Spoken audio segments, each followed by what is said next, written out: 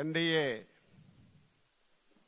శాసనసభ పక్ష సమావేశానికి విచ్చేసినటువంటి పెద్దలు, గౌరవనీయులు, తెలుగుదేశం పార్టీ జాతీయ అధ్యక్షులు శ్రీ నారా చంద్రబాబు నాయుడు గారికి, జనసేన పార్టీ అధ్యక్షులు గౌరవనీయులు శ్రీ పవన్ కళ్యాణ్ గారికి, బీజేపీ రాష్ట్ర శాఖ అధ్యక్షురాలు శ్రీమతి పురంధేశ్వరి మేడం గారికి, ఈ సమావేశంలో పాల్గొన్నటువంటి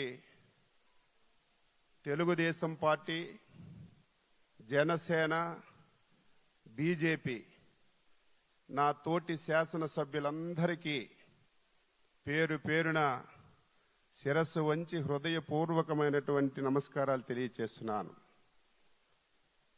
దేశ చరిత్రలో ఆంధ్రప్రదేశ్ ఏర్పడిన తర్వాత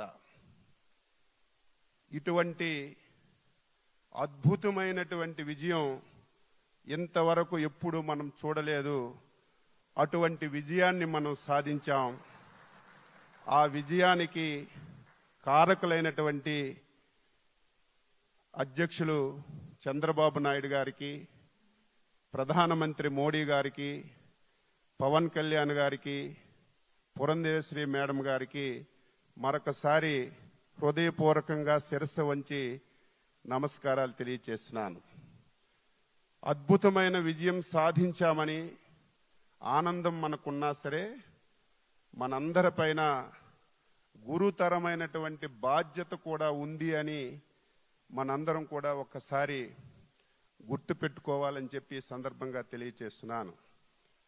ఈ విజయానికి సహకరించినటువంటి 5 కోట్ల మంది ప్రజానీకానికి, తెలుగుదేశం, బీజేపీ, జనసేన కార్యకర్తలకి, నాయకులకి ఈ సమావేశం ద్వారా శిరస్సు వంచి నమస్కారాలు తెలియజేస్తూ, ఈరోజు తెలుగుదేశం పార్టీ శాసనసభ పక్ష నాయకుడిగా శ్రీ నారా చంద్రబాబు నాయుడు గారిని ఏకగ్రీవంగా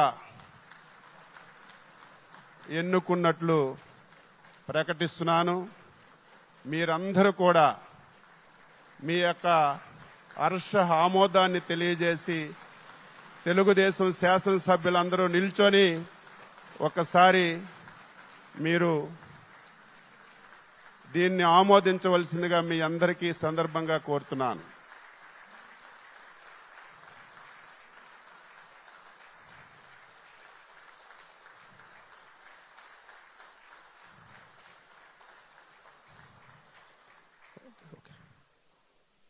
ఇప్పుడు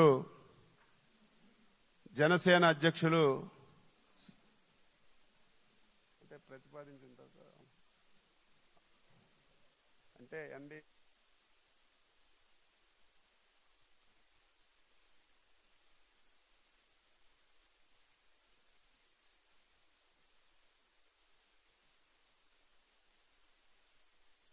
జనసేన అధ్యక్షులు శ్రీ పవన్ కళ్యాణ్ గారిని వేదికపైకి వచ్చి మాట్లాడవలసిందిగా కోరుతున్నాను.